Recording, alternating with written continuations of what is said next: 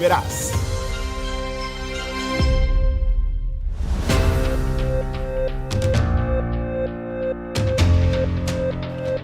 Son las 6:23 de la mañana, don Iker Reyes, muy buenos días. Oiga, buen día, ¿cómo están? Buen día a todos. A la audiencia, ante todo. Gracias por acompañarnos. ¿Cómo está Poncho? El profe que en breve está por acá. Cuénteme. Yo, tranquilo. Es que así debe ser. No, bueno, total. no, tranquilo no, pero ya acostumbrándome a la frase que usted me ha dicho tanto. A ver, decíase, o está o no está. No. ¿Tranquilidad total o media tranquilidad? No, hay media tranquilidad. No. No. ¿Qué le pasó? Esto no es como un embarazo que usted está embarazada o no está embarazada. Aquí Entonces, hay media tranquilidad. Sí, pero la media tranquilidad, ¿a qué se debe? ¿Por qué no hay tranquilidad total? Porque me estoy acostumbrando, Iker, a la frase que usted me dice siempre. ¿Cuál? Esto es Panamá. Entonces, yo me estoy acostumbrando ya a eso. No quiero, pero... ¿Qué pasó? Cuénteme. No, Hombre, pues. habla, no calles. Bueno, está la situación de Pandeportes con respecto a lo ocurrido en el Roberto Durán. Qué papelón. Qué papelón. Está... Y no hay nadie votado. Yo me imagino que a esta hora ya están las renuncias. No, si hay moral en este país, ya están presentadas sobre el escritorio del presidente las renuncias. Mire, yo pensaba este fin de semana... ¿Hay renuncias? Hasta ahora no. Hasta ahora lo que hay son comunicados y dándose excusas. la pelota uno al otro. Sí, como para variar, ¿no? Como siempre.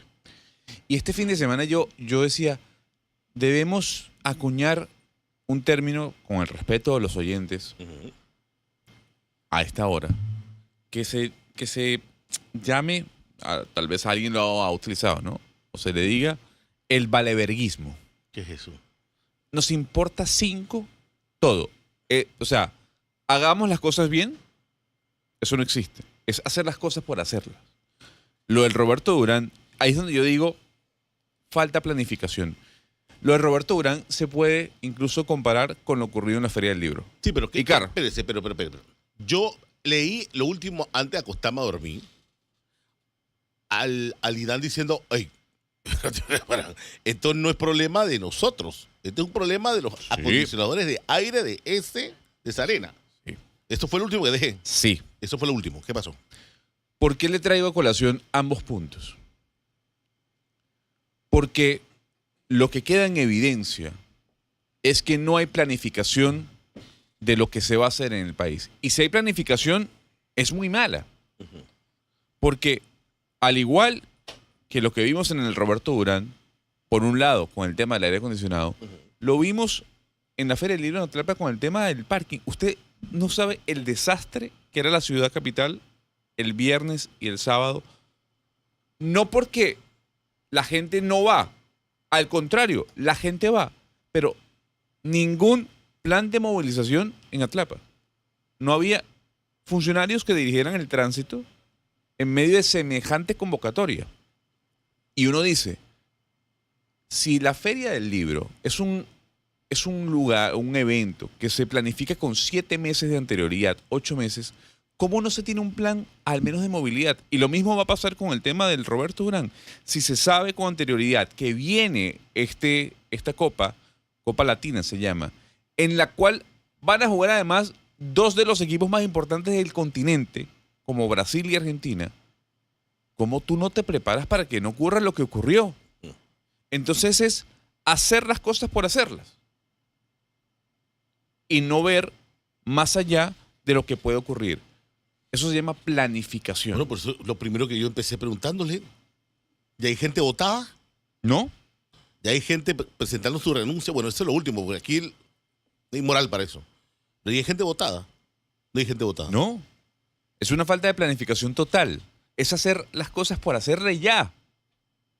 Entonces, es ese valeverguismo de que no importa, ahí resolvemos. No puede ser así. Las cosas se pueden hacer y se pueden hacer bien. Y traigo 2 ejemplos nada más, porque vi lo del Roberto Durán y yo dije, qué difícil además. Profesor, 6:26 de la mañana, muy buenos días. Buenos días, señor Gonzalo, señor Iker, buenos días. Buen día, profe. Buenos días, señor Alfonso. Y a los amigos de Onda Chiricanas y de Vox, a los que nos siguen en las páginas web y en las redes sociales. Y a los que no pudieron ver basquetbol también. Oye, que no eran baratas las entradas. no eran baratas las entradas al basquetbol ese. Yo lo que me estaba riendo, para no llorar, como dicen, el viernes yo estuve allí en la arena Roberto Durán por invitación de nuestros amigos de Copa, porque hicieron un evento muy simpático, por cierto. Presentaban al jugador este que es medio panameño, Ah, sí, el de la NBA. que estaba aquí en Panamá. E hicieron una dinámica pero muy simpática con Michael Hicks de la otra parte. Y yo estaba sentado viendo pues el espectáculo y me dice la persona que está sentada al lado de mí, porque yo me bajé y me puse mi impermeable porque estaba el tiempo de lluvia. Y digo, no vaya a ser que llueva cuando salgo del carro o cuando regreso. Y me dice que estaba sentado al lado mío y el único que vino aquí preparado fuiste tú, que hace un frío enorme. Le digo, mira, desde que yo vengo a este gimnasio y le pusieron aire acondicionado, es lo mejor que funciona. ¿Para qué dije eso? El domingo me entero del espectáculo este. Bochornoso, claro que sí, bochornoso por decirlo menos. Y el argumento que he dado, la excusa que dan de que por la falta del agua no es argumento. No todos los de la ciudad de Panamá, todo el país sabía que no iba a haber agua por unas horas y en realidad reemplazaba unas compuertas. Ellos no lo sabían. No pudieron prepararse. No pudieron advertirle a los organizadores, oye, va a pasar esto, aquello, lo otro. Yo sé que son unidades de aire acondicionado monstruosamente grandes, no, yo de eso no sé más nada que prender y apagar un aire acondicionado. Pero si el tema era el agua, no hubo previsión de nada. Y yo aquí el jueves y el viernes, ¿se acuerdan ustedes diciendo, oiga, llene el tanque del inodoro, tome agua, tome reservas de agua, etcétera? Pero el IDAN habla del problema de la arena fue de los famosos chillers. Chiller, pero sí funcionan con agua. Ahora, la idea está diciendo que eso no es culpa de ellos. Eso es lo que la idea está diciendo, eso no es culpa de ellos. Pero sí, pues, Gonzalo tiene toda la razón. Un tema de planificar y organizarse. Repito, todo el mundo sabe que no iba a haber agua por unas horas. ¿Dónde está la organización? Oye, si no va a haber agua, puede pasar esto, o hemos tomado las precauciones para esto y aquello. Y por lo que yo entendí, que no tengo por qué saber de eso, se cristalizó el tabloncillo. Que dicho sea de paso, esos tabloncillos no son baratos. Se cristalizó el tabloncillo. Eso es madera. Sí, pero no es cualquier madera. Sí, eso es como y parquet. tiene una resina y etcétera. Pero créame que no son baratos. Se cristalizó. Entonces los jugadores obviamente van a decir, ¿cómo yo voy a jugar aquí? Me voy a partir una pierna y ¿quién va a ser responsable por eso? Pero bueno, estamos en Panamá.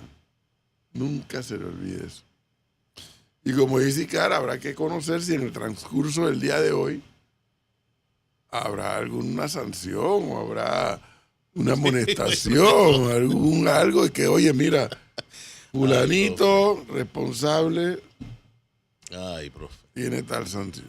No, pero es que si no sancionas, Icar, No pasa nada ahí. no pasa nada y vuelve a pasar. Exacto, no va a pasar nada. Mire, aquí ni nadie va a presentar la renuncia, porque era inmoral en estos casos, y tampoco nadie va a votar. Créame. Aquí me escriben que el director, que, a ver, no podemos depender todo siempre de los altos mandos, ¿no? Que el director no se encuentra en Panamá. Pero Sí, o sea, eso un- es nada, sí. Y Si por nos eso, saludamos el viernes ahí mismo. en y la por eso Arena entonces, Roberto. Pero además, el director es el director, pero hay un responsable del gimnasio. por supuesto. El director es el director, está bien. Pero hay un responsable, hay un administrador del Coliseo. ¿A dónde estaba metido? Buenos días. Tenemos una llamada. Buenos días. Buenos días. Diga. Te quería comentar algo. Yo por supuesto soy basquetbolista, sigo el basquetbol, mi hijo está jugando básquet, todo está. Ya yo hace rato compré el boleto para ir al juego y esta gente primero fueron diciendo que venían todos los demás, los jugadores que jugaron la vez pasada, que eran Iverson, eran todos los caballos, por decirte, toda la gente buena o los mejores del patio. Y si ellos mandaron como una lista en las redes donde venían toda esta cantidad de jugadores, ¿no? Yo dije, bueno, esta va a ser buena, yo voy a comprar ahí abajo, el court seat, lo compré, y de repente como vienen, no enseñan, hace como una semana comenzaron a enseñar todos los demás jugadores, que eran puros ponis, por decirte. Entonces, para mí eso es una publicidad engañosa. Te ponen a Iverson también, que es el muchacho este que juega, es buenísimo. Te ponen a todas las fotos de todas estas personas que van a jugar y de repente vienen y ponen a estos pelados, ¿no? Entonces, cuando tú llegas al gimnasio, lo único bueno que no había ahí era lo bien cuidado. Porque todo lo demás fue una cagada. Entonces, y entonces ahora están diciendo ellos, cuando uno va para adelante, no querían dar la cara, y dicen que pueden venir en los próximos juegos que vienen y entran gratis. ¿Dónde está mi plata? ¿A dónde está la plata que yo pagué? Yo pagué 120 palos más el impuesto. ¿Qué clase de sinvergüenzura es esta vaina? Bueno, gracias. Saludos. Gracias. Ya el oyente ahora se va por el lado de la organización del evento, que ya sería otro tema. Como él dice, es seguidor de básquetbol y sabe quién es quién entre los jugadores. Es decir, que él tiene la capacidad de evaluar si es un evento de alto nivel, de mediano nivel o de bajo nivel. Ya esa es otra discusión. La que se está dando acá ahora es qué pasó, que hubo que pasar por la vergüenza de suspender los juegos porque no estaban preparados. Dicen ahora que porque faltaba el agua, por lo que fuere. No hubo planificación, no la hubo, objetivamente no la hubo. No se prepararon para el evento. Para esta eventualidad, no para el evento, para esta eventualidad. ¿Quiénes administran la arena? Roberto Durán. Buenos días. Buenos días. Buenos días. Aló. Se fue. Y el tema más candente para mí es esto, lo que dijo, la parte final que dijo el oyente. Dame mi plata. Devuélveme mi plata si yo no vi el espectáculo. Y aparentemente no se lo quieren devolver. Que pueden entrar gratis. Como si Y a los siguientes eventos. Y si yo no quiero ir a los otros eventos, ¿qué pasa? No, eso sí no me pareció serio. Eso sí, si el evento no ocurre, tú le tienes que devolver la plata a la gente. Es lo que debe ocurrir. Pero si varias personas a mí me escribieron que no están devolviendo la plata. Yo, wow. Buenos días, rápidamente. Buenos días. Buenos días, profe. Diga. Dios bendiga a toda Panamá y a cada uno de los que están ahí en la radioemisora. Profe, mire, lo que sí hay que apuntar un 5 en el día del fin de semana fue la ruta esa de Colón, de los sabores. Ese muchacho Chen hizo algo extraordinario. ¿Cómo despertamos el movimiento de billetes el fin de semana? Sin ayuda del gobierno. Quiere decir que las cosas sí se pueden hacer privadamente, profe. 5 para ese personal. Pase buen día, profe. Gracias. ¿A dónde fue ese evento? En el mismo lugar que la Feria del Libro, ¿En No, Atlapa? no fue ahí. en Atlapa. ¿Ah? Sí. La de Chen no fue en la- Figali. ¿Estás En seguro? Atlapa. ¿Estás seguro? ¿No Pues fue como nos caben, oye. Sí, había no sé cuántas miles y miles de No, personas. en eso, y la lluvia no los detuvo, profe. porque Así como es. estaba abajo eso, el Figali cierto, grande. cierto, que estaba colapsado Amador, sí me dijeron. Es Sí, verdad. sí, que eran miles y miles y miles de Es personas verdad. que había ahí. ¿Por qué, Es verdad. ¿Por qué en Lo que estaban haciendo en Atlapa, cerca de Atlapa, era lo del desfile de Parque Lefebvre, ayer. Ah, sí, eso pues, sí. era domingo, era Sí, ajá. las festividades La de fundación se hicieron el domingo. Y obviamente hubo el clink, clink, clink, clink, clink, clink. Así que imagino que eso se atrasó todo y todo tranque por todos lados, pero bueno. Pero sí yo lo vi en las redes y Sí, en el Figali. En el Figali. Pero eso estaba. Yo dije, wow, la lluvia lo va a detener, la lluvia va. No, mira que no. Estaba viendo todo por redes. Pero Pero había bueno. mucha gente. Sí, había mucha gente, es cierto. Mucha gente. Hay mucha gente. Y entonces, eso es organizado por el señor Chen, el joven Chen de Hay Colón. un grupo que se llama Sabores de Colón. Sabores de Colón. El grupo se llama Sabores de Colón, que son como varios chefs conocidos de la provincia, que ellos entonces se reúnen así como una competencia gastronómica, ¿no? Ujú. Y bueno, y la gente va y compra y degusta y la pasa bien ahí. Qué bueno. Lo que vi, pues, lo que vi. Y como dice el señor, movió la economía. Sí, porque obvio que sí, profe. Mucha gente fue, aunque sea un platito de sauce ese que usted come. Ay, tan rico. Buenos días. Buen día. Buen día. Buenos días, Sí. profesor, la mesa.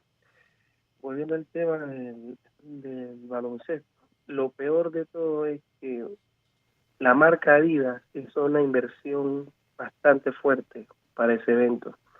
¿Y cómo quedamos como país al frente? No, a no, no, esa no. marca? Sí, muy mal, eso es así. O sea, después nos quejamos que la empresa privada, no sé qué, pero o sea, ellos tienen miedo de invertir su plata por estas cosas. Totalmente entendible a veces porque no tenemos apoyo de las marcas como esas. Gran buen día. Y no solamente Adidas, para que usted sepa. Ahí de lo que yo alcancé a ver, Copa estaba mejor. Copa, Adidas, ASA, Mota Internacional, de los que yo alcancé a ver como patrocinadores de ese evento. Patrocinadores. O sea, no eran bromas los patrocinadores, eran cuartos bates. Pero bueno, los organizadores tendrán que dar una explicación también de qué fue lo que pasó y qué va a pasar con la gente que compró boletos. Que le digo que los boletos no eran baratos, 150 dijo el oyente. porque compró 3. Pues pero ¿lo vendían por partido o No el sé. combo completo? No sé.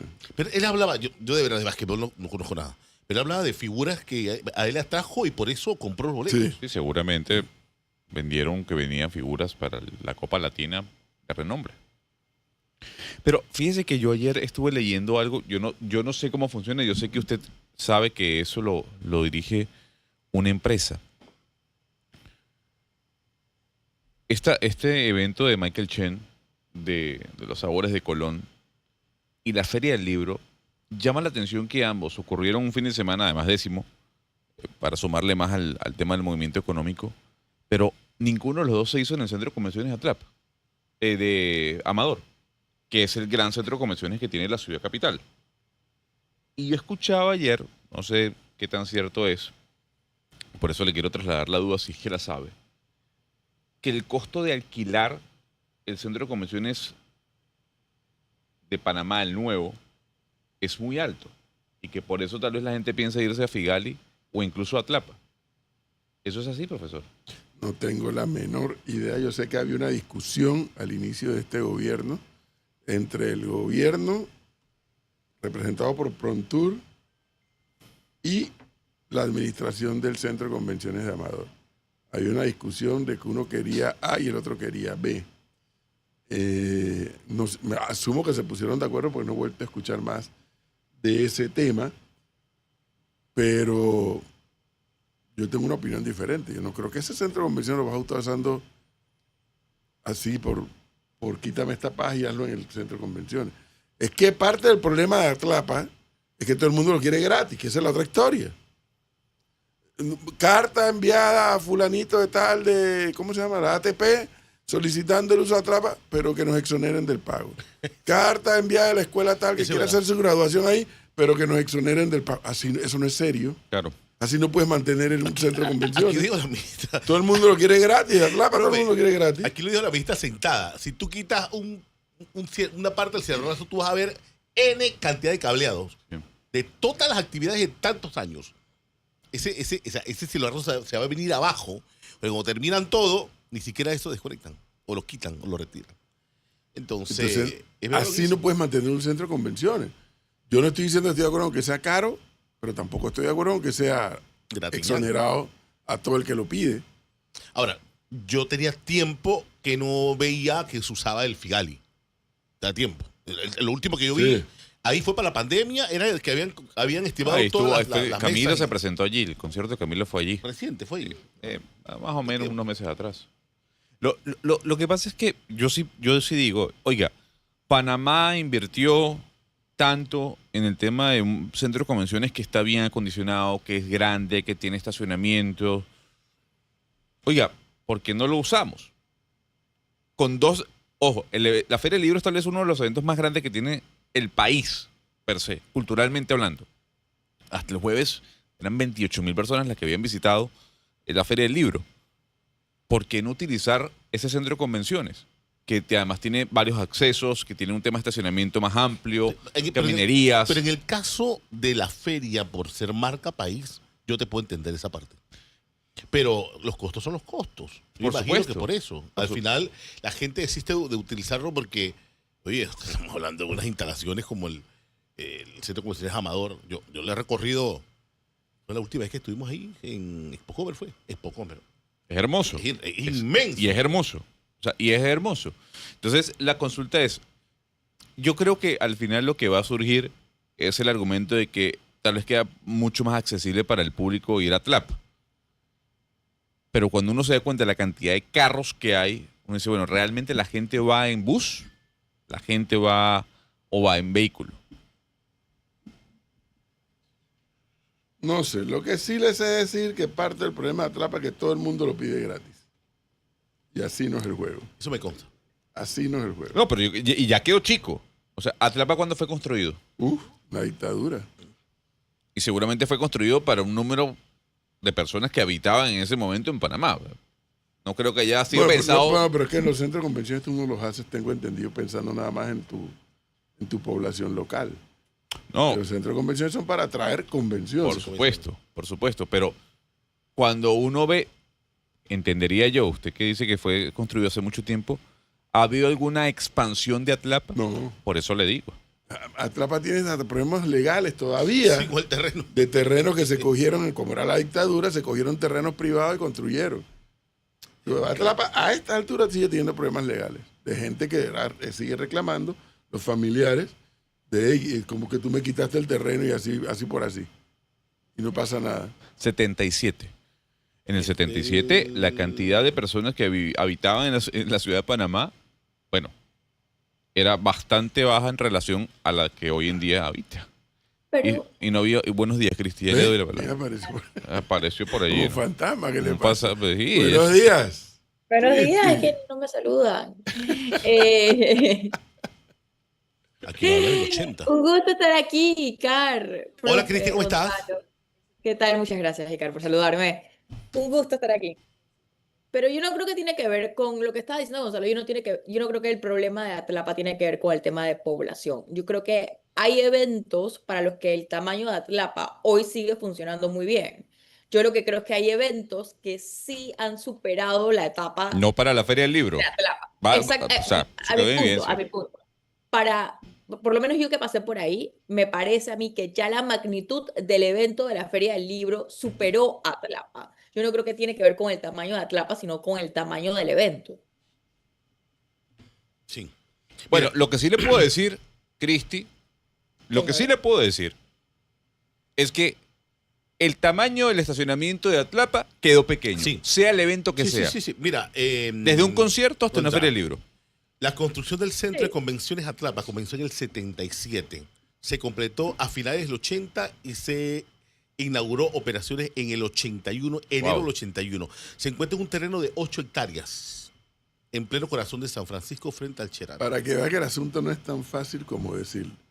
Dice aquí mi amigo Rolando, que conoce estas cosas, dice, si el Ministerio de Educación, fíjese lo que tiene que pasar, si el Ministerio de Educación patrocinara de manera más robusta, si las escuelas privadas asistieran y solidariamente pagaran una entrada por cada niño a un niño de escasos recursos, pudiera hacerse en Amador, pero si no, no es sostenible. Dice Rolando. Yo me imagino que algo... Eso es igual que Expocomer. Expocomer ya no cabía en Atlapa, bueno, ya la hacen allá. Pero Expocomer, ¿cuánta plata maneja? Uy, muchísimo dinero. Muchísimo dinero. Bueno. Sí, yo creo que Atlapa tiene su propósito. Yo creo que simplemente hay eventos que se han convertido de tal magnitud que hoy superan a Atlapa. Y yo creo que un poco con el tema del estacionamiento es nosotros nos acostumbramos siempre a ir en, ¿cómo se llama? En carro. Yo creo que hay maneras de poder manejar el tema del estacionamiento de Atlapa. Yo creo que eventos como la Feria del Libro, yo pasé por ahí, de sin duda se le quedaron chicos a Atlapa, pero también puedo entender que por falta de fondos es donde lo tienen que hacer. Eso también lo puedo Y me entender. dice acá el amigo Martínez que en el interior, en provincias centrales, no había una sola habitación de hotel libre. ¿Qué había? Y todo lleno. Parece que había Ocu, el manito de Ocu. Ay, verdad, profe. ¿El qué? Manito, el festival del manito. Festival de Ocu. Manito Cueño. Así que bueno, hubo mucho movimiento este fin de semana, esta semana. Sí, pues. profe, porque Décimo. décimo. Yo tengo que decir algo, yo que no vivo en Panamá, y tal vez es que me tocó la semana de quincena y de décimo, pero yo que no estoy aquí siempre, tengo que comentar que noté, ahora que llegué, la ciudad mucho más llena y con mucha más actividad, cosa que yo no había visto desde la pandemia. Se lo comenté a unas personas con las que estaban y yo, es la primera vez que yo regreso a Panamá y veo la ciudad con tanto movimiento. No sé si es que me tocó la semana justo de quincena y décimo, no sé si es eso, pero tengo que decirlo que yo tenía mucho tiempo sin ver la ciudad de Panamá con tanta como actividad en general, entonces, lo cual me alegra. Bueno.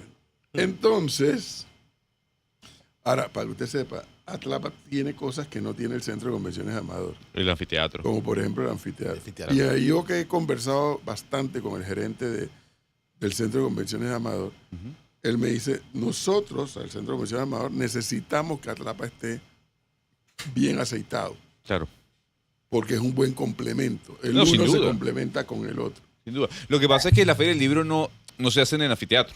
Entonces, No, claro. Pero yo No, pero entiendo digo bondades totalmente. que tiene Atlapa a Ah, pesar no, de lo claro, viejo, por supuesto. que no tiene Por el supuesto. nuevo. El Anayansi, por ejemplo.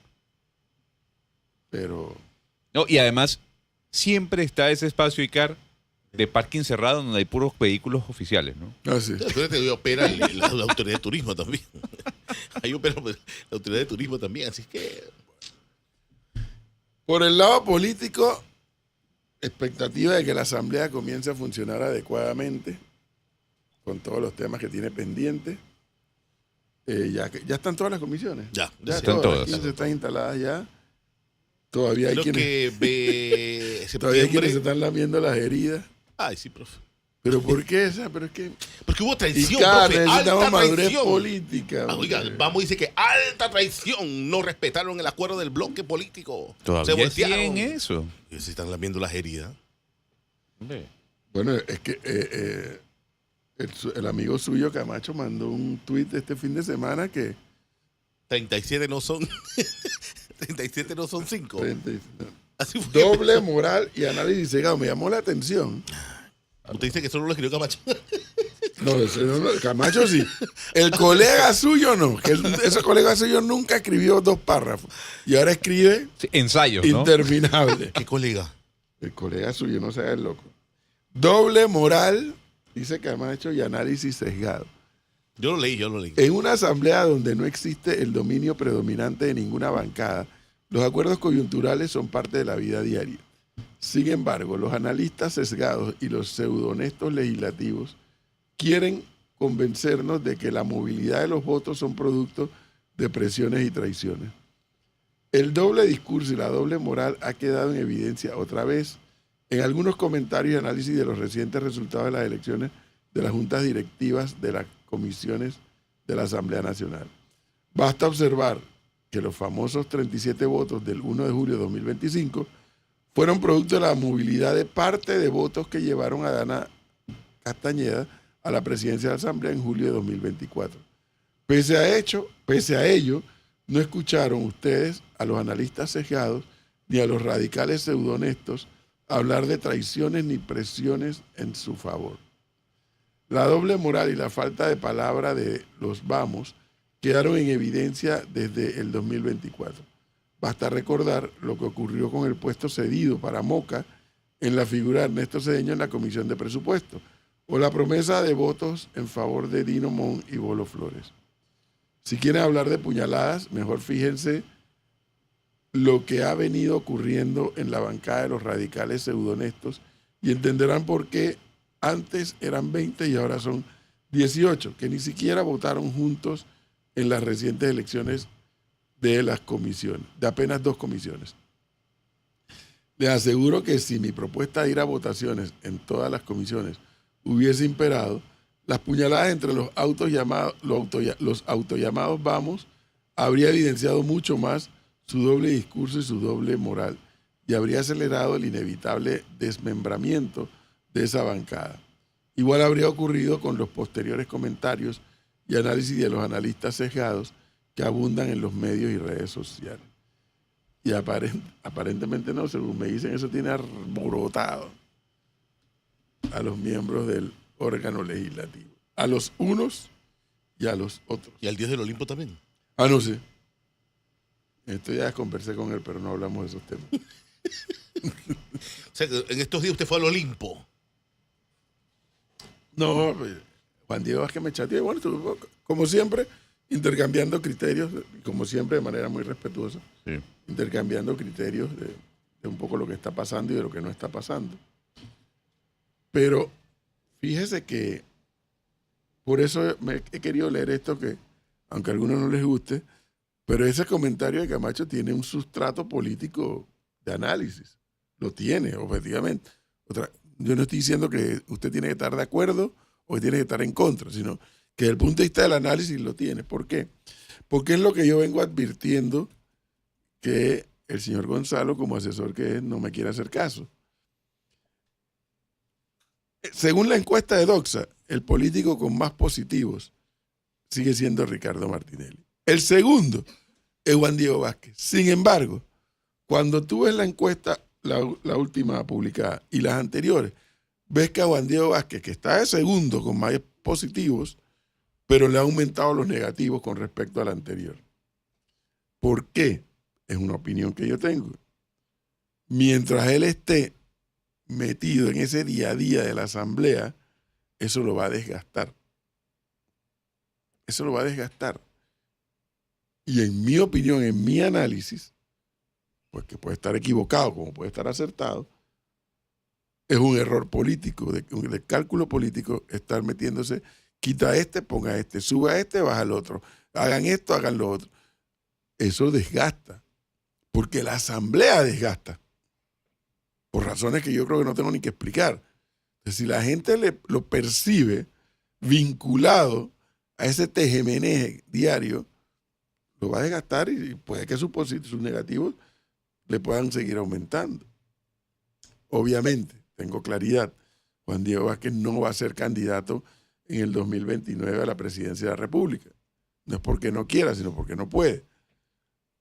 Pero yo sí creo que Juan Diego Vázquez puede terminar siendo un factor determinante en las elecciones presidenciales desde el punto de vista de a quién apoyar o no, porque quedó demostrado según los votos en la última elección que si hubieran apoyado a Lombana, vaya usted si hubiera ocurrido una situación diferente. Vaya usted a saber, eso no lo sabemos. O que Lombana hubiera obtenido mucho más votos. O que hubieran obtenido más de 20 diputados. O más de 19 diputados que obtuvieron. O que Lombana hubiera sacado más de 3. O sea, todas las variables que pudieron haber pasado y no pasaron. Pero, claro, la asamblea desgasta tenazmente. Y si tú te metes en ese día a día, te va a desgastar más. Pero bueno, Camacho les ha tomado la medida, evidentemente, ¿no? Esta semana lo que sí sé es que estará el ministro de Economía sustentando el presupuesto. Miércoles dijo el diputado Zúñiga. Sí, miércoles. Pero Diga, ahí, Cristi.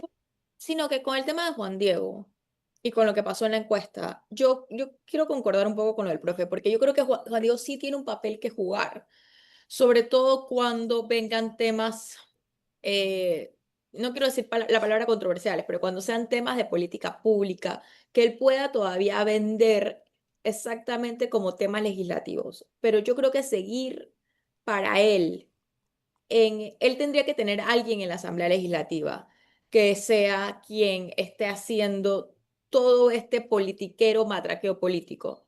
Porque yo creo que ese matraqueo político al ciudadano común, ¿no? Por más necesario que nosotros sabemos, que nosotros lo entendemos, pero para el ciudadano común, puede ser bastante, no sé si la palabra es incómodo, pero bastante como una pérdida de tiempo, ¿no? Nosotros entendemos cómo se tienen que dividir los ejes de poder dentro del legislativo, pero esa parte del órgano legislativo, más que otras, que todas desgastan, yo creo que tienen un desgaste en un político tan joven va a ser más Sí. fuerte. Gente como Poppy Varela, que sabe eso, vive eso, o incluso como el mismo Camacho, que no ha estado en la asamblea antes, pero entiende de la política y tienen otro tipo de figura, no tienen una figura de proyección a largo plazo. Este es su trabajo.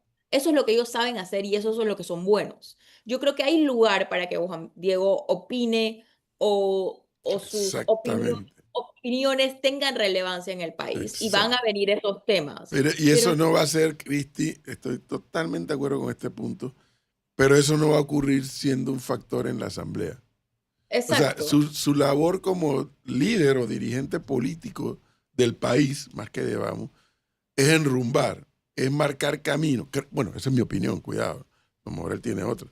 Es marcar, un dirigente político, dirige, eso, de ahí viene la palabra, dirigente, dirige. Pero eso no lo logras, Cristi, en el día a día de la Asamblea. No. Lo logras afuera de la Asamblea, no adentro de la No, Asamblea. yo creo que él tiene la capacidad. Again, esto otra vez, esto es mi opinión, ¿no? Él tendrá tal vez otra opinión de cómo va a ser su perfil político, pero él tiene la capacidad. Yo creo que una de las cosas que en Panamá nosotros nos hace falta es un líder de oposición responsable. Claro. Yo creo que nosotros no hemos visto a la oposición, no estoy hablando ni la de ahora, incluso la de en la época de Nito Cortizo. Yo tengo mucho tiempo así en Panamá ver un liderazgo de oposición responsable. Eso no significa oponerse a todo lo que dice el gobierno. Se trata de trabajar en muchas ocasiones con el gobierno, pero al mismo tiempo también hacerle frente a las cosas pues, del gobierno.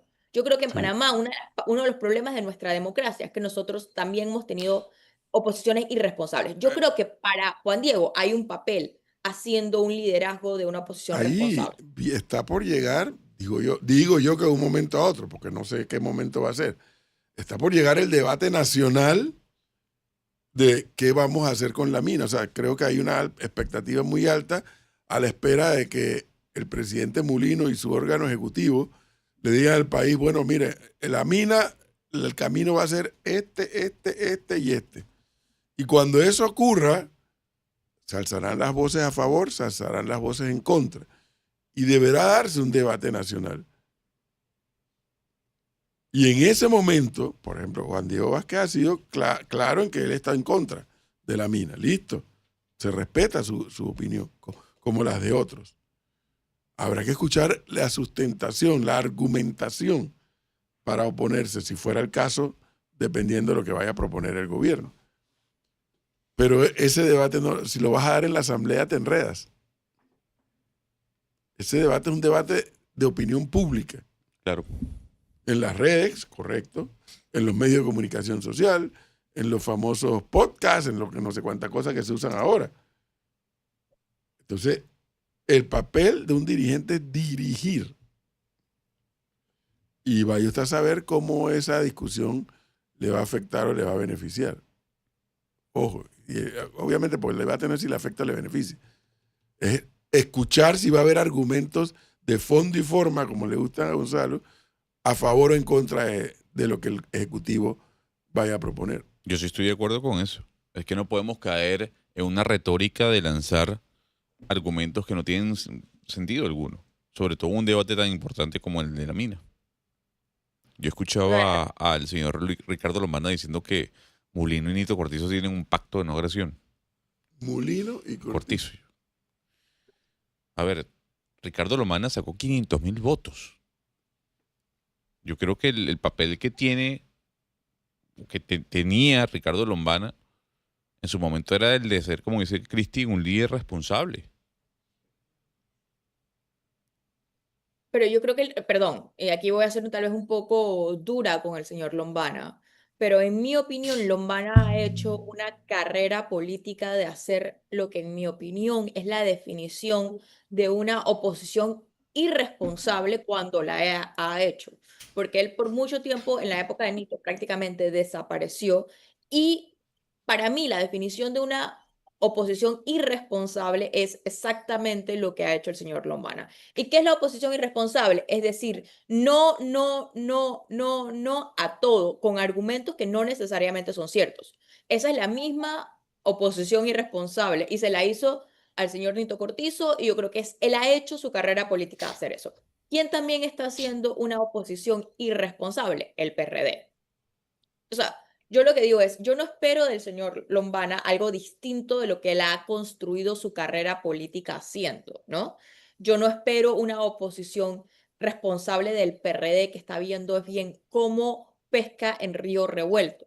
Yo sí creo que Juan Diego, el grupo de Vamos en la Asamblea, tienen la capacidad para poder llevar a cabo y ayudar a hacer un buen contrabalance al gobierno de una manera más responsable. ¿Y por qué uso la palabra responsable? Porque en lo que nosotros vimos en los debates importantes, y aquí el grupo de Vamos estaba dividido, yo vi a diputados de Vamos explicar argumentos, poner argumentos y hacer un debate que, en mi opinión, con la Caja del Seguro Social fue de altura, como vi a otros que no. Pero también lo vimos en la época de la mina, por Dios. Todo se trata de que en una democracia hay capacidad de opinar, oponerse y apoyar lo que uno quiera. Esa es la belleza de vivir en una democracia.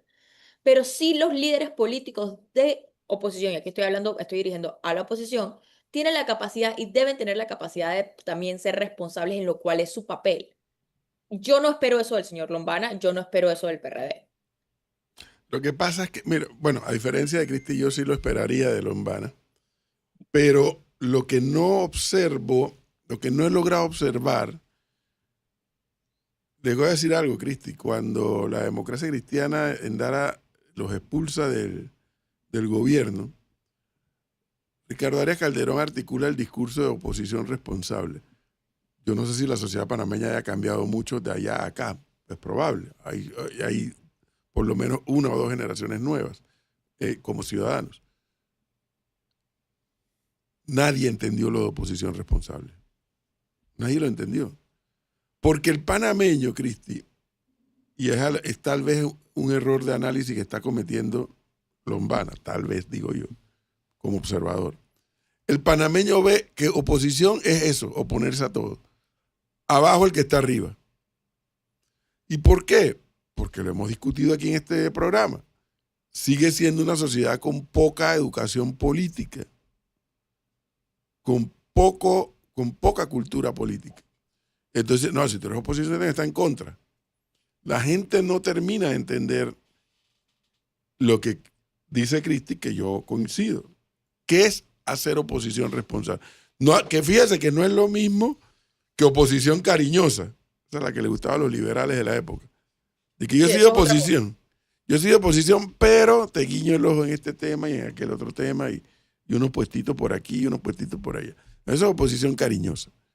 Pero oposición responsable es hacer lo que necesita, que es un poco lo que está desarrollando Cristi en sus ideas, contrapeso, balance de aquellos temas o aquellas decisiones que el Ejecutivo toma o que incluso el Legislativo toma. Pero no estoy en contra porque yo soy oposición y por eso me tengo que oponer a todo. Y vuelvo al ejemplo de la mina. Cuando ese debate inicie, el dolor de cabeza de un dirigente político, Cristi, va a ser, me opongo, si es el caso de los que se oponen, me opongo porque tengo esto y esto y esto y estos argumentos, listo. Pero ese dirigente político también tiene que saber y entender, si es un buen dirigente, que cada vez que salga a decir me opongo, estás afectando a no sé cuántos miles de panameños que han quedado desempleados. Entonces ahora viene el otro cálculo. El cálculo del político, que no es nada pecaminoso decirlo, porque felizmente en el país hay una democracia electoral que se ejerce cada 5 años. ¿Y cómo puede afectar eso el caudal electoral a la vuelta de tantos años cuando se someta a votación? Entonces el dirigente político responsable tiene que hacer todo ese radar de cálculos. Me opongo porque tengo firmeza en mi criterio del por qué no a tal idea, o a tal proyecto, o a tal propuesta, pero también tengo que saber qué voy a decir para que aquellos que se van a ver afectados con mi planteamiento no cambien su decisión electoral eventualmente. Que no es lo mismo que ser electorerista o politiquero. Pero no es fácil, Cristi, en Panamá pedir oposición responsable. Y la mejor prueba tú la has dicho con nombre y apellido, el PRD. Lo del PRD para mí es un escándalo si se somete a un análisis político puro y duro, desde el punto de vista de cómo la dirigencia del PRD está administrando su papel.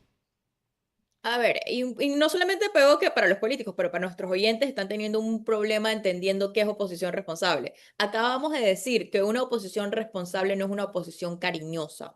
No se trata de aplaudir todo lo que hace el gobierno. Pero ¿cómo están armados los sistemas? Los sistemas políticos, en casi todas las democracias, ¿no? Donde hay una división de poder, y si tuviéramos partidos políticos institucionales, que es lo que al país le hace falta, está hecho para que el país llegue a acuerdos. Nosotros en este momento incluso tenemos un ejecutivo que no controla la Asamblea Legislativa. Por naturaleza, el ejecutivo va a tener que llegar a acuerdo con los grupos y los partidos políticos que conforman la Asamblea Legislativa. El sistema sí está diseñado para que no sea una sola opinión, un solo órgano el que se imponga. Eso implica que el Ejecutivo tiene que jugar un papel, y el legislativo o los otros grupos políticos fuera del legislativo también tienen que jugar un papel. Y cuando pedimos responsabilidad, es que ellos jueguen ese papel con la responsabilidad que les toca. ¿Por qué? Porque es lo que pasa ahora. ¿Cómo lo miran muchos grupos políticos y entre eso, cómo lo está mirando el PRD?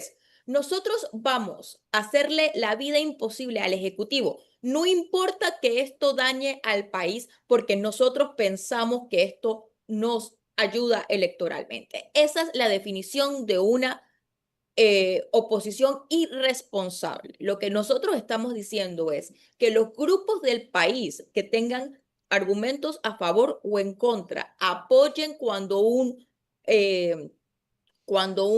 plan o cuando un proyecto es un proyecto Estado o país, puedan negociar con el Ejecutivo, porque es verdad que hay grupos políticos que tienen capacidad, si es algo que tiene que pasarse en la Asamblea Legislativa, de llegar al Ejecutivo, de negociar con el Ejecutivo, y cuando se tienen que oponer o cuando tienen que llamar la atención, llamarlo, pero no oponerse por oponerse cuando incluso se tratan de temas que van más allá de un quinquenio y son temas países. Eso no se trata de aplaudirle todo al Ejecutivo de Mulino o al Ejecutivo de Nito Cortizo o al Ejecutivo que vendrá en 5 años. Eso no es lo que se trata y de eso no es el punto. Pero oponerse por oponerse cuando el país está en juego porque piensan que está en su interés electorero, eso es irresponsabilidad y a eso es lo que nos estamos refiriendo. Ahora, la pregunta que yo le hago a usted, profesor, es cómo va a quedar Vamos parado en el debate de la mina. Porque hay una división también en este debate. Hay un sector de Vamos que dice estamos en contra de la mina y hay otro sector que dice estamos a favor de la mina. O más que todo que el proyecto se abra para cerrarse. Es que ahí es muy probable que, como acaba de decir Cristi en su comentario, es muy probable que el Ejecutivo termine llegando, yo no sé si la palabra sería acuerdos o explicándole a los diputados de manera individual y no de forma colectiva la opción. Lo cierto es que yo puse como ejemplo lo de la mina. Podríamos poner otros ejemplos. Pero en la Caja de Seguro Social. Pero bueno, Cristi, ya la Caja de Seguro Social es historia. Pero el tema más caliente que yo voy a venir en lo que queda de este año, si es que el Ejecutivo va a hacer un planteamiento al país, es la mina. La cierras, la abres. O como dijo el otro, la abres para cerrarla. Pero ¿en cuánto tiempo? Y los desempleos, y las inversiones, ¿qué va a pasar? Etcétera, etcétera, etcétera, etcétera. Entonces, ¿qué pasa allí, Gonzalo? Que no es lo mismo hablar de la mina con el diputado del circuito aquí de 8, no sé cuál que estamos aquí, Bellavista, Betania, etcétera, que hablar con Jorge Herrera, presidente de la Asamblea y diputado por Aguadulce. O sea, el impacto de un proyecto como ese allá no es el mismo que aquí. Por supuesto. Entonces, yo sospecho dependiendo de qué es lo que el Ejecutivo nos va a decir algún día, si es que nos lo va a decir, es llegar a explicar como bancada a todos, pero hacer un trabajo individual también. Porque, repito, la mayoría de los diputados de Vamos, Icar, si no me equivoco, son de aquí, ¿eh? Sí, sí. De los 18, la mayoría son de aquí, de la ciudad de Panamá. Tienen del interior. A ver, Vamos tiene diputados de Chiriquí. Chiriquí. Tiene uno en Veraguas. Uno en Veraguas. En Coclé no tiene. En Herrera y Los Santos no tiene. En Colón tiene. En Darién no tiene. En Panamá Oeste tiene. Saque usted debe saber. No, ahí búsquelo ahí usted. La mayoría, si Son no de me equivoco, capital, creo, la la mayoría son de mayoría. aquí del 8, no sé cuál. De los Tenemos en 8. Arraiján, o sea, Panamá. San Miguelito, San Bellavista, Betania, Pueblo Nuevo, Ancón, Tocumen, sí. Juan Díaz, no sé cuál. La mayoría son de aquí. Pero los otros partidos, más algunos que tienen del interior. Mira el caso de Moca. Los 4, ahora con Betzeray, los 4 son de aquí de la ciudad capital. Sí. No son del interior. Entonces, temas como estos no los procesa igual un diputado de la ciudad capital que el interior. No los procesa igual. En Santiago tienen dos. En Dos Santiago tienen. está. Sí. Yanin Prado y Miguel Ángel Campos. Ese no lo conozco, mira. Miguel Ángel Campos. Conozco a Yanin, sí. Tienen en Colón En Colón tiene a Chon. Chon y nada Uno. más esa, una. una sola. En Chiriquí, Tienen 2 o 3. En Chiriquí, Jonathan Tuto Palacios. Arturo Palacio y el Jonathan, siempre me olvidé apellido, No, Jonathan Vega no parece. pero él es de Chiriquí. ¿No sé? Por eso.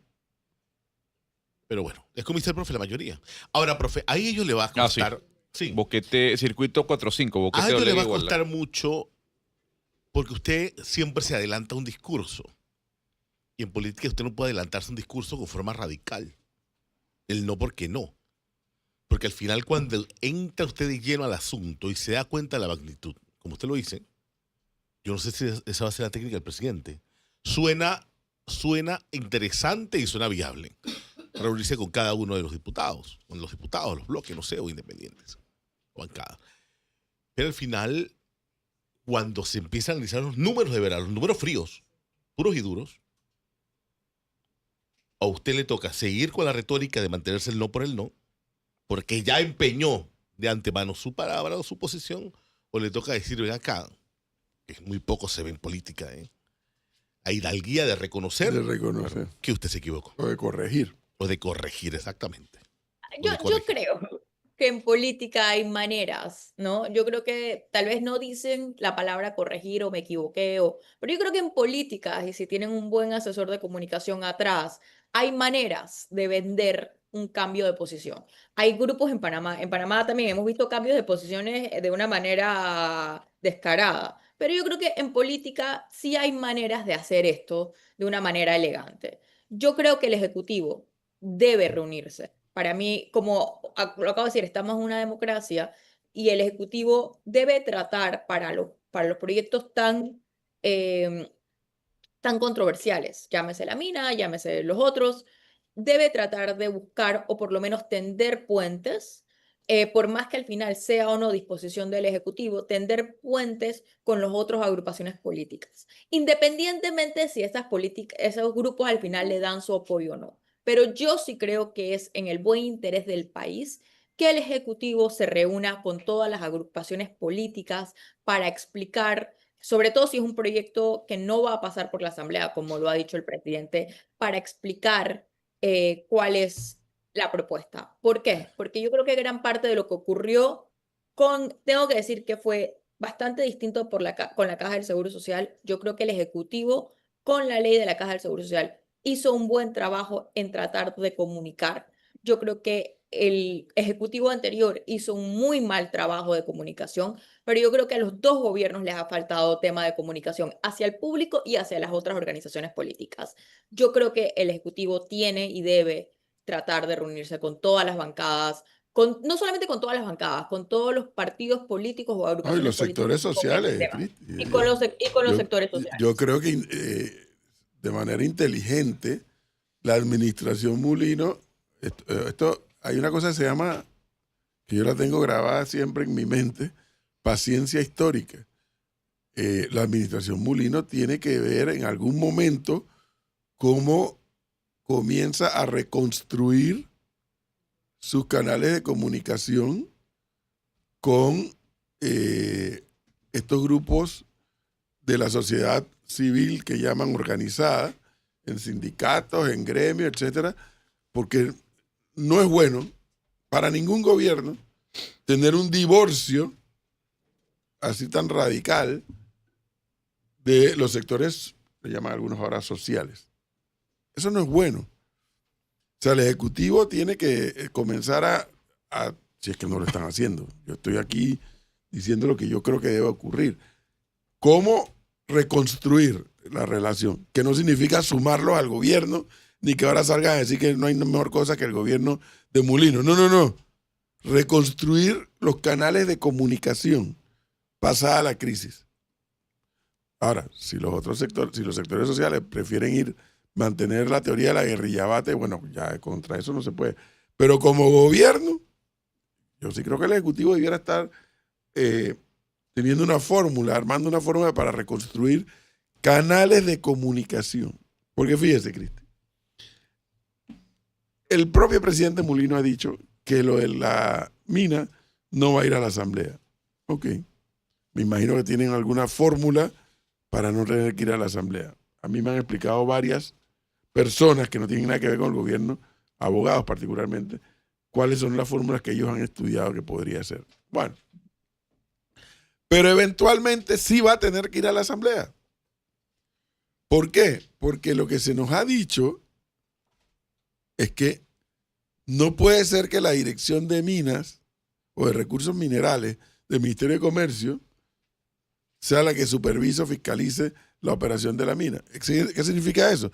Que es probable que se vaya a crear una entidad mucho más robusta desde el punto de vista presupuestario y desde el punto de vista de profesionales para fiscalizar lo que ocurre en la mina en la eventualidad que la opción sea abrirla. Entonces ahí sí tienes que ir a la Asamblea a crearla por ley, una entidad. Y habrán quienes se van a arriesgar la vestidura porque ¿por qué tienen que ganar tanto salario? Y nuevamente el debate tercermundista, ¿no?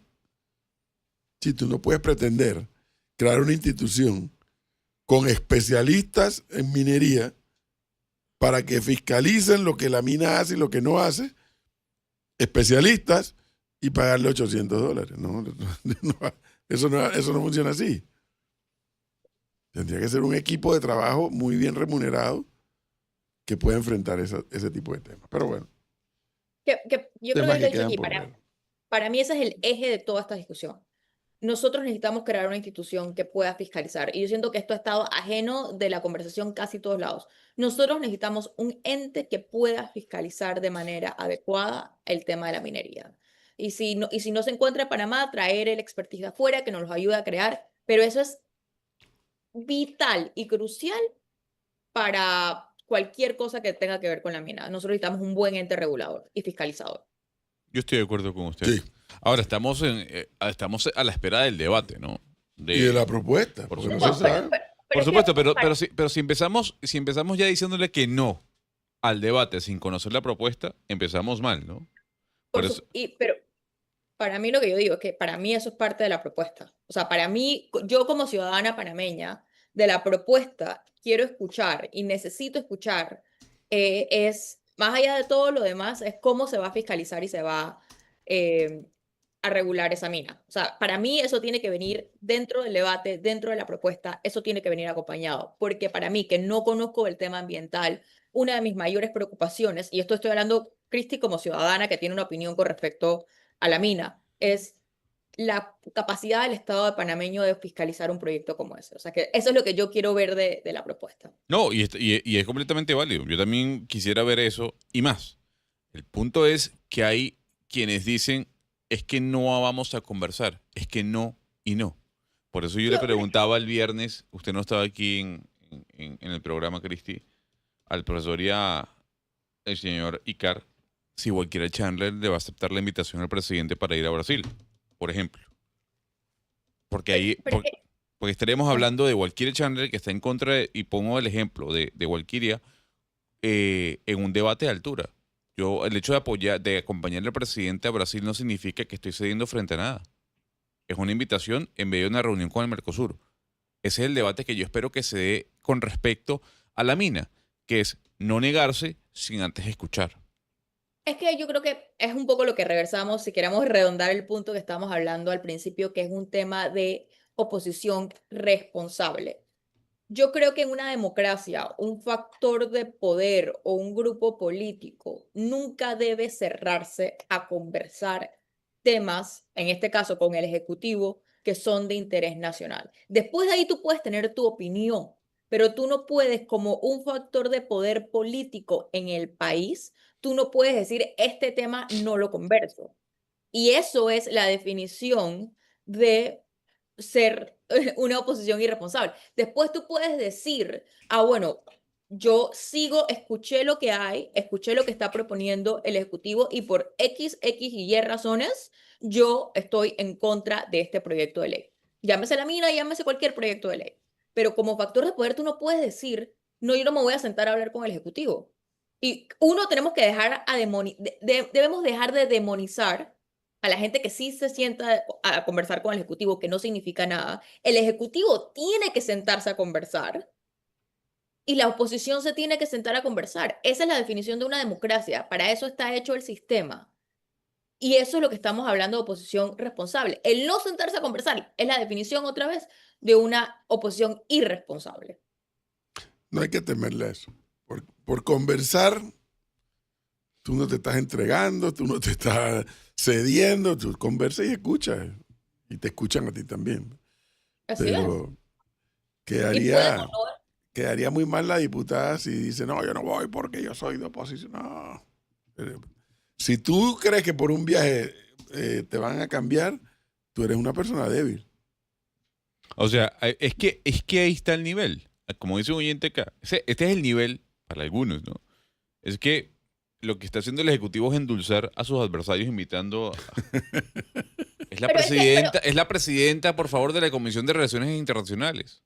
Además, ese es el trabajo del Ejecutivo. O sea, un gobierno ejecutivo en democracia tiene que tener manejo político en sus planes. O sea, el punto no es que un presidente imponga de una manera, o sea, para eso estamos en una dictadura. El Ejecutivo tiene que endulzar sus planes y le puede funcionar o le puede no funcionar.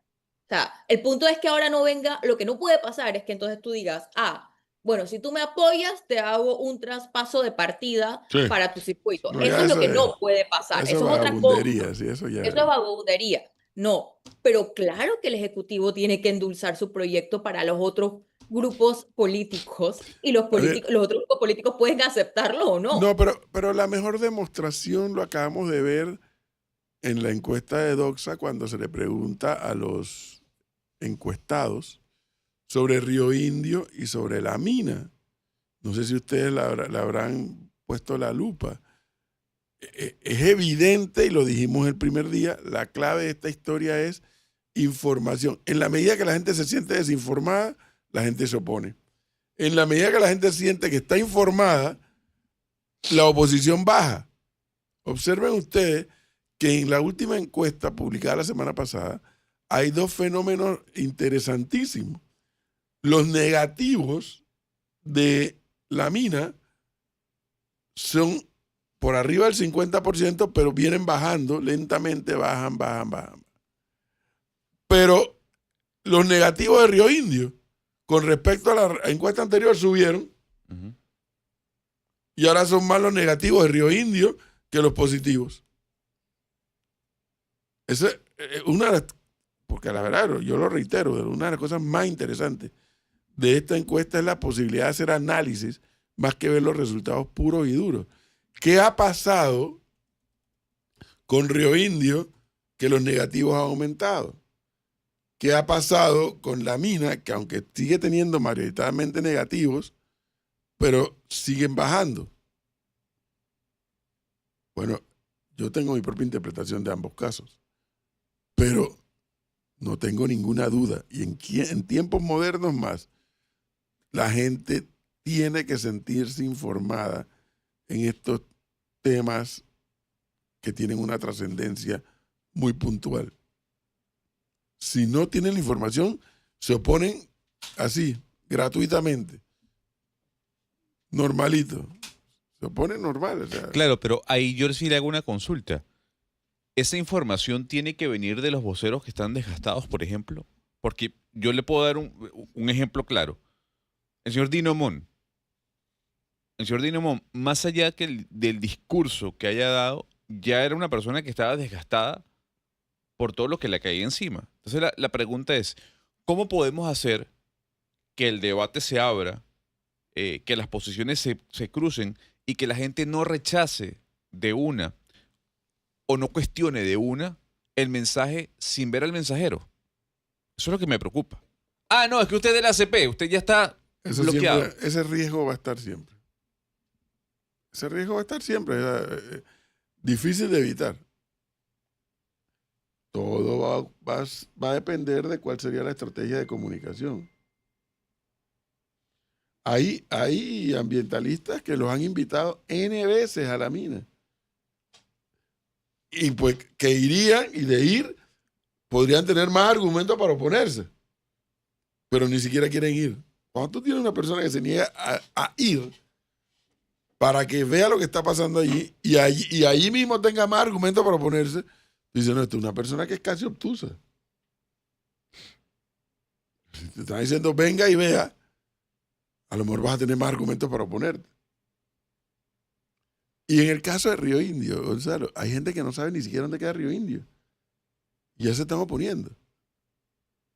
Y hay gente que está mintiendo descaradamente.